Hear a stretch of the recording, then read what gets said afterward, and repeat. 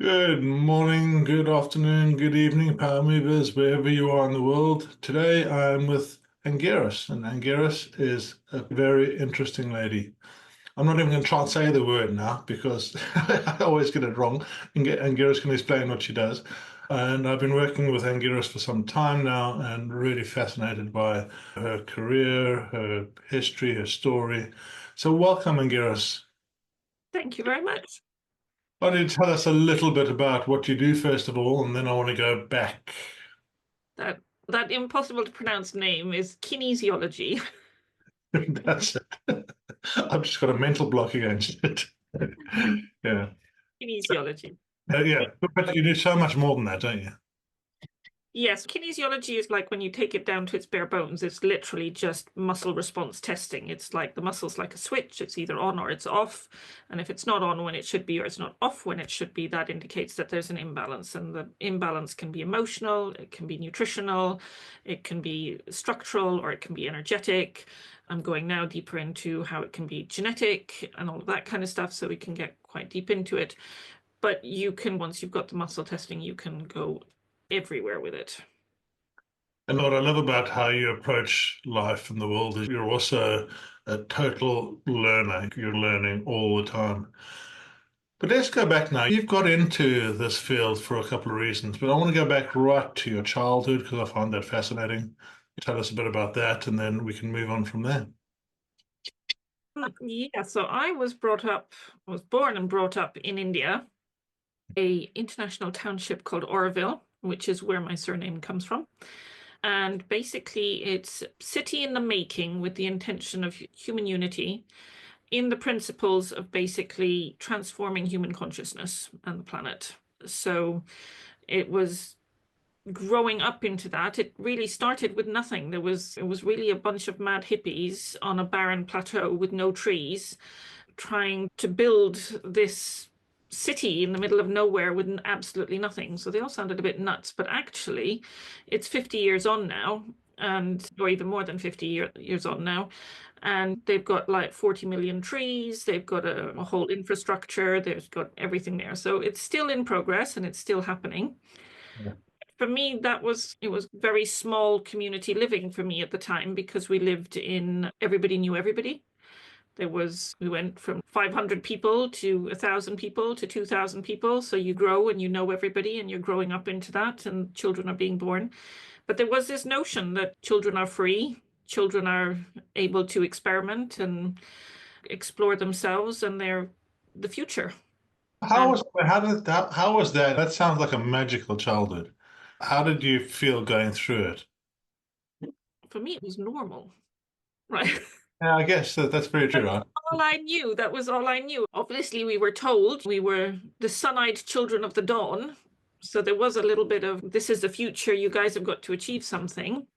But at the same time, it was everybody just trying to learn how to get along with each other, learning how to, yeah, live together, cooperate, build something, and actually really tangibly build something. And you have this incredible utopian ideal in front of you of if you take the John Lennon song Imagine, right? In a Uh-huh. way that encapsulates the whole ethos of the place. And imagine a place where nobody's in charge, right?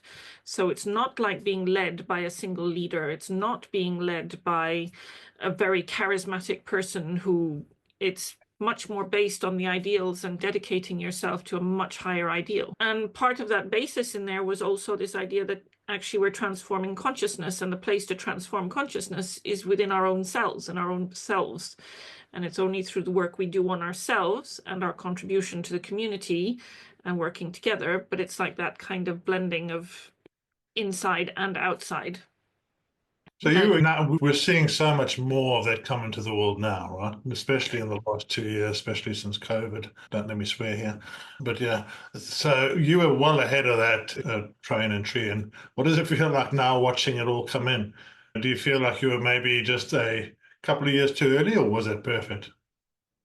I guess for me, it was perfect because I was living that. That was my whole ethos. So it feels like the world's caught up with us. Yeah, cool. But it's still in work in progress. We're not there yet. It's still, Yeah. we're It's not a, there yet. So it's there's a, the idea. yeah, it's a journey, right? It's a journey. It is a journey. I don't know that you ever actually reach the end because evolution being what it is, it's always the next thing. So humankind is not really the final top. You then get the kind of the Superman, the next version of us, which is like the psychic being, which is perhaps much more intuitive and Yeah.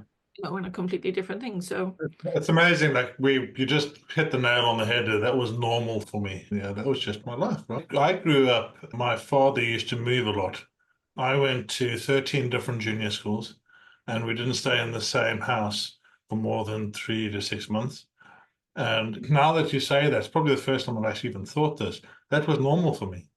Yeah, and yeah, I didn't realize until my parents divorced and we stayed in Durban for many years after that. I didn't realize what the world considered normal. And so it's like, what is normal really? It's just it's where you are and how you do things, and it's your normal rather than other people's normal. So let's move on a little bit. You're growing up in this utopian idea, and you got married. You give us just. I had the because the kind of the main thing there was around education for me, in the sense that actually because it was such a small community, there were not necessarily professional teachers. It was parents doing their best, right, to educate, but within the framework of let's have a new type of education, let's do something different. So there were no exams, there were no tests, we didn't graduate, we didn't go from year to year, we didn't. But then there was a certain moment, it's like, but actually, how do you compare yourself to the outside world? And we were not an insular community. It's not like we were a cult in which the outside world is bad and you have no interaction with the outside world. We had plenty of interaction with the outside world. So it's like, how do you actually then frame what you know and how you are with the outside world? And so education became that, like the rest of the world lives off certificates and degrees and qualifications and that sort of stuff. So what do you do? So I basically at a certain point, I was probably about 16, 17, I was trying to, okay, what am I doing with myself? I'd already been at that point, I'd done learned massage, I tampered with the idea of becoming a nurse. I did Reiki level 1, which was like right at the beginning of Reiki, before anybody really knew what it was. I was doing polarity therapy, I was doing all of those kind of things. But for me, education was it. And I decided I wanted to become a teacher. And therefore, to become a teacher, I had to go and qualify properly. So I did my O levels and my A levels by myself. I found my own teachers from within the community who were able to support me. But a lot of the time, I would just sit in my room by myself, Wow. studying and doing. But what actually I found for me then, which will become relevant later, is that I didn't realize how stressed that was making me.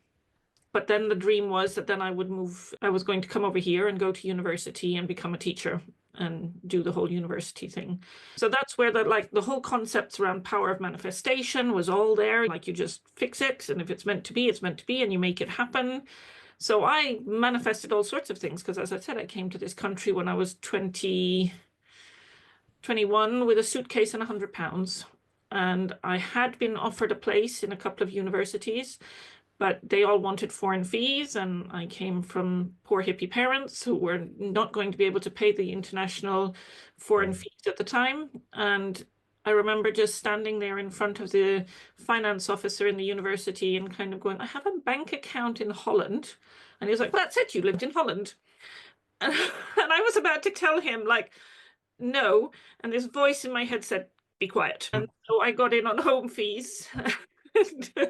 Look at how you manifested that, right? And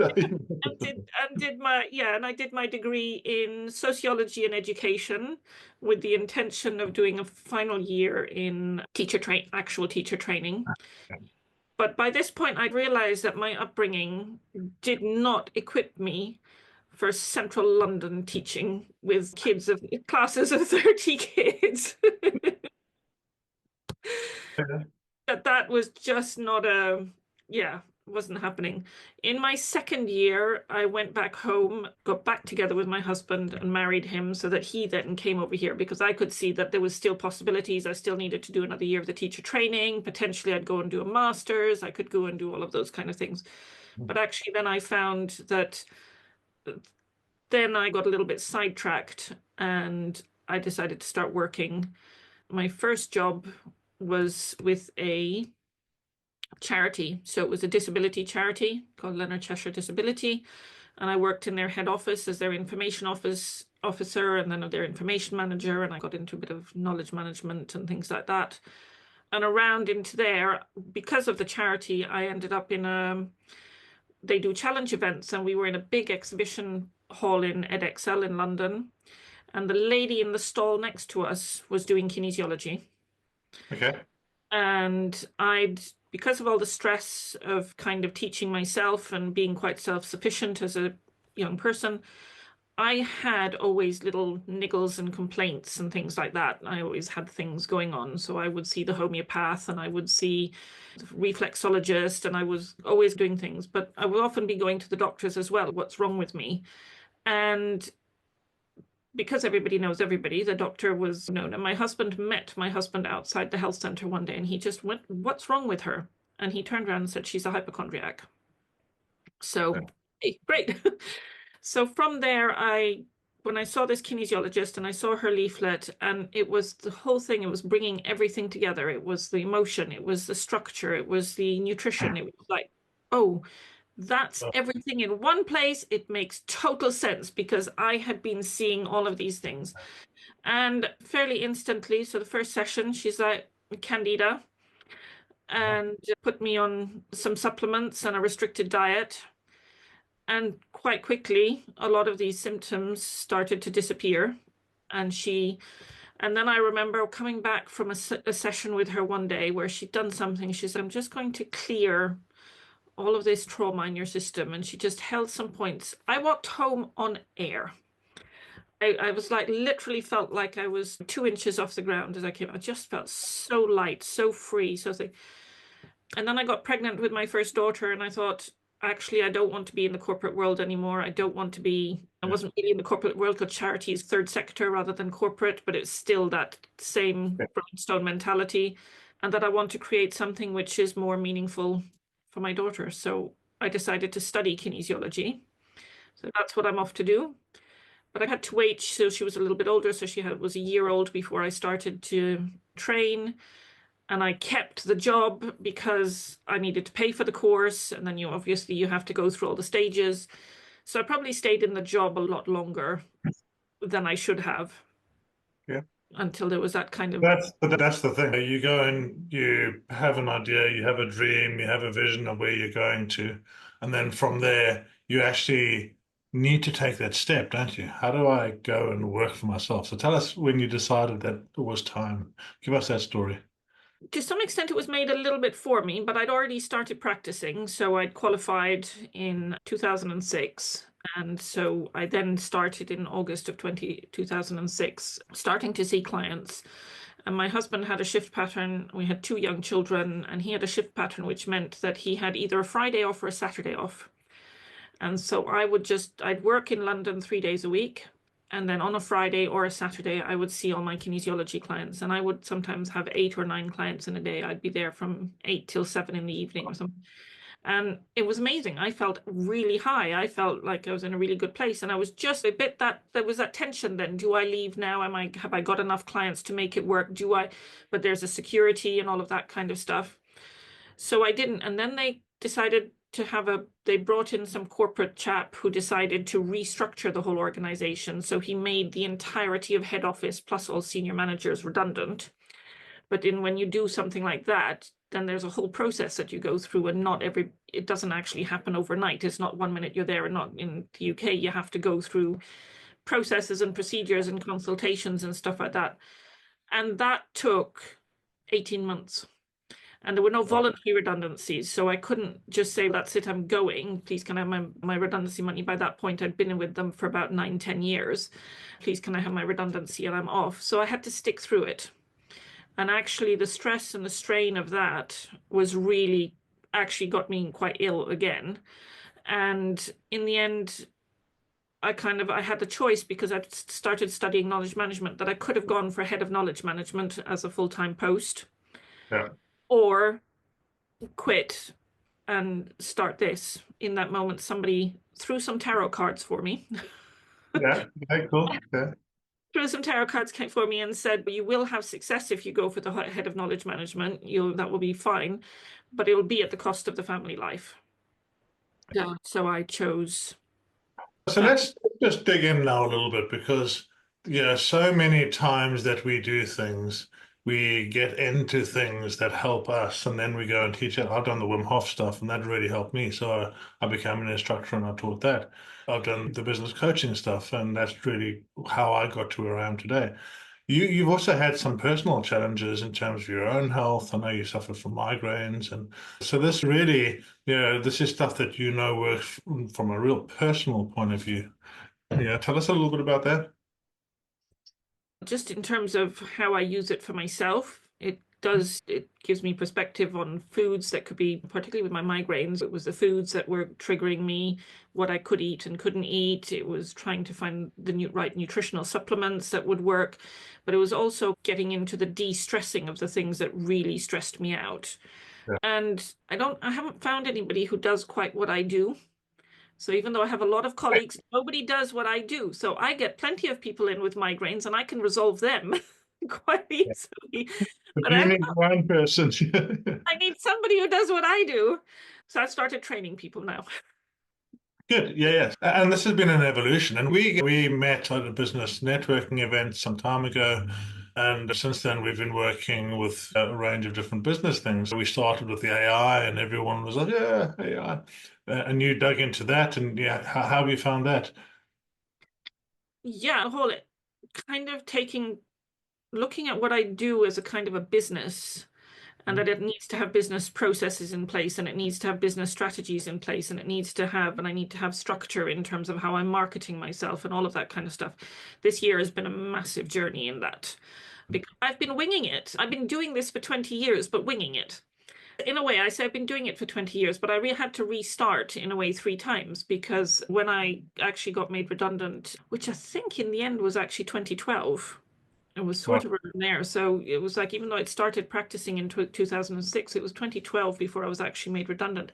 By the end of that process, I was annihilated. I actually somehow had lost all my clients. I was barely functional. When I say that I had migraines, sometimes it went on for like weeks at a time. I was like, and you'd get one and you'd have 24 hours where you'd be functional and then you'd go down with another one. And when you get into that state, even as a healer, even as a thing, it's like you start clutching at straws everywhere. Everything stresses you out. Everything, what is it this that's causing it? Is it that? You start clutching at running around in circles. So I had to restart from there, take myself back to base, start doing a lot of like deep meditation, being very calm and clean in my food. And it was about self-care before I could actually take care of other people. And then again, in that kind of manifestation thing, I wasn't advertising for people. I wasn't looking for people. They just started coming, and then they started coming back and then they started coming back. So that's such a big, sorry to interrupt, that's such a big piece, right? Yeah, yeah. that's such a life lesson for business owners. Right. And we've spoken about this again and again. It's right. What are you doing for yourself? Below everybody else, what are you doing for yourself? Because if you can't be energetically powerful today, then there's no ways you can give your best to the other people that you're trying to care for. We try to care for our families, we care for our clients, we care for the business, we care for everybody else before ourselves. And then suddenly it's not working, and it's just a snowball down the hill and grows and grows. And yeah, when you actually stop and you say, right now, what am I going to do for myself? At the moment, we've spoken and you're doing a morning routine that works for you. So do you want to talk us through that? Yeah, so currently my morning routine is to wake up at 7 and then I do the one or other of his name, Joe Dispenza's meditation. So I do that for about 20 minutes. From there, I transition into Wim Hof breathing. Mhm. And into that, then I create a kind of a little bit space where it's actually silence, and I'm in a much more silent, focused place. So I'm allowing myself, because Joe Dispenza's lovely, but you're in a guided meditation, so you're doing what the Wim Hof then allows the clarity and that kind of silent space where you can just come into your center and just be really focused. So I do that. And then I did some work 2, 3 years ago with somebody called William Whitecloud, which is all about going into your intuition and manifesting your day. Yeah. Uh, but it's also about making you have a bunch of choices that you've created for yourself of what you want to manifest for your life generally. And so I sit there and I spend anywhere from 10 to 15 minutes almost journaling, but it's like automatic writing about what's the day. And kind of I include gratitudes into that as well, about thank you for all the things that have changed and shifted into that. And then I do a bit of Pilates into that. And when I am courageous, I then finish that off with a cold shower. Yeah. But Now, that's more ad hoc. that's amazing. And the thing is, if you can do a bit of that, if you can just start that, because this is where we started. You know what you need to do. We all know what we need to do, right? But then we don't do it. Why is that? We know what's good for us, and we teach other people to do it, and then we don't do it. And it's really difficult to get into, let's say a habit takes 27 days to form. I think it takes much longer than that. And I think we spoke about habit stacking, and just this main piece for me now when I'm doing my morning routine is, knowing that when I start, this is going to make my day so much better. Yeah. How do you think your energy is for the day now when you do your morning routines compared to when you don't? Can you really tell the difference? Oh yeah, massive difference. Yeah, there's a massive difference, and almost to the point where I pick and choose which things are the most important thing to get through if I can't do the full routine. For So, sure. so yesterday, circumstances being what they were, I got home from London at nearly midnight, and then I had to be somewhere early in the morning. And sleep's really important for me. Sleep, if I don't have enough sleep, I don't function.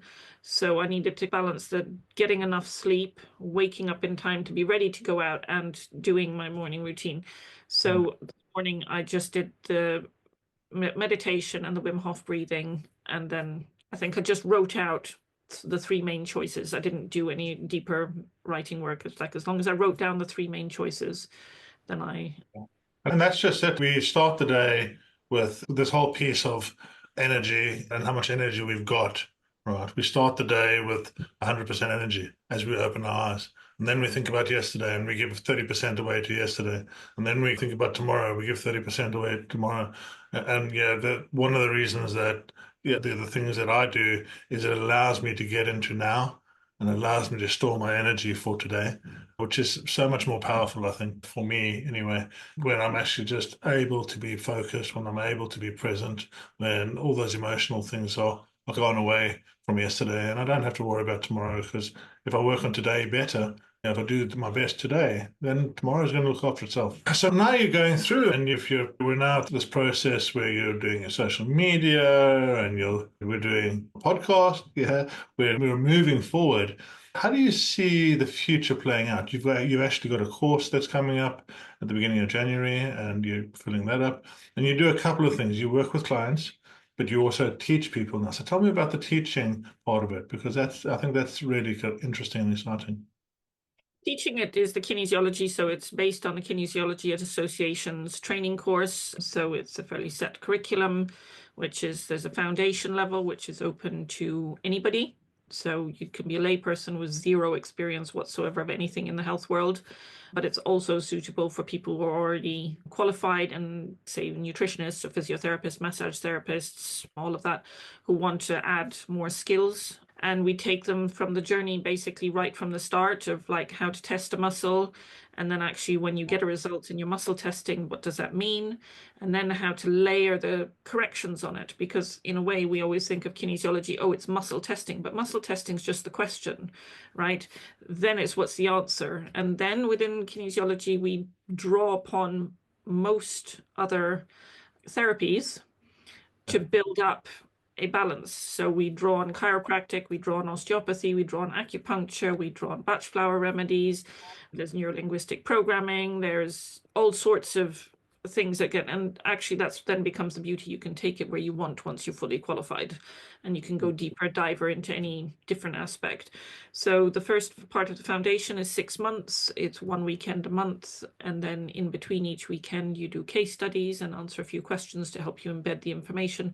But it's all about practice and practical and actually feeling the body and learning the energy of the body.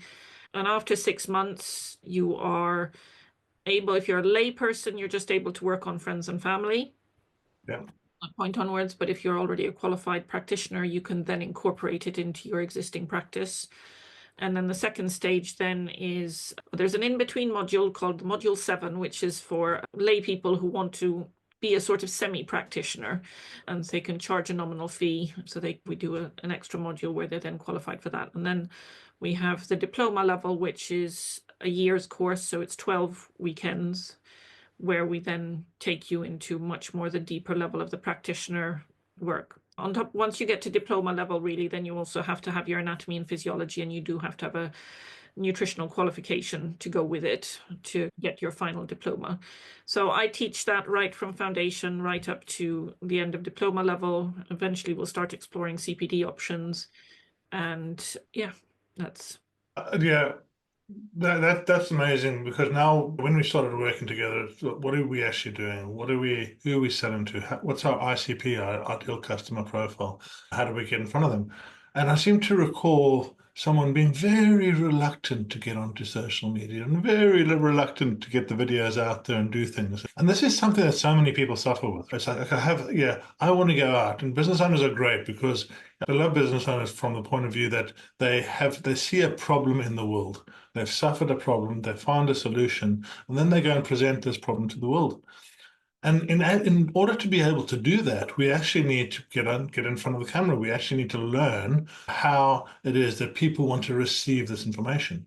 So we started this journey now a couple of weeks ago, or maybe a month ago, and you've been dabbling in and out of it for a while. What would be some advice you would give to someone, to actually get going and start moving on this?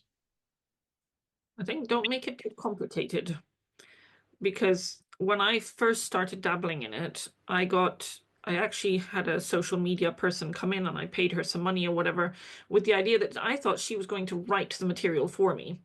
And instead, what she did is she came in and she gave me a calendar and said, right, every day write this and this. And I was like, I actually haven't got time and space in my life to write like that at the time because, yeah, lots of things going on. So it didn't happen. And I think for a lot of people who are professional marketers and very into it, they create like a whole month's plan or a whole quarter's plan, or this is when I'm going to do my next campaign, and this is when and for me, I didn't have the space and time to think that far ahead to make that kind of content. And actually, again, I didn't either also have the budget for it specifically. So Yeah. in a way, it was like I needed something really simple, which is like actually think about only posting 2 or 3 times a week. Have a really structured, this is how I use kinesiology every day. This is a myth that there is about kinesiology. This is how, the training course can help you. And you just have 3 posts, keep it simple, keep it like that. But actually, suddenly what I've found is that because I was always so overwhelmed, it didn't happen. But because I suddenly had a focus, that I have something to promote that needed to be out there, the words have started to flow. Necessity is the mother of invention. It's all started flowing, and I have been posting almost every day. I've got a little list on my phone of things that I want to say and posts that I can make and things like that. But I pulled out somebody's sheet again recently, and it was like, then you have your post, and you have your calendar of your post, and then you have your email marketing strategy, and then you have your video blog, and then you have your blog, and all of these kind of things. And I looked at that and I said, I still can't do that. Okay. Just start. When you came to my place, we did the Wim Hof workshop, and that point where you're standing in front of the ice bath, right, and you now have to get in it. And let's face it, it's an overwhelming thing, right? It's a massively overwhelming thing. Your mind is screaming at you, saying, "Don't do it, don't do it." Yeah, and my favorite part of that is I'll say, yeah, I'll set it up and I'll say, okay, step, step, and go. Yeah, and when you turn off your mind and you just do that, suddenly you get momentum, and then you realize, actually, I can do this. And this is what you're saying here. Just start, because once you start, yeah, momentum will come.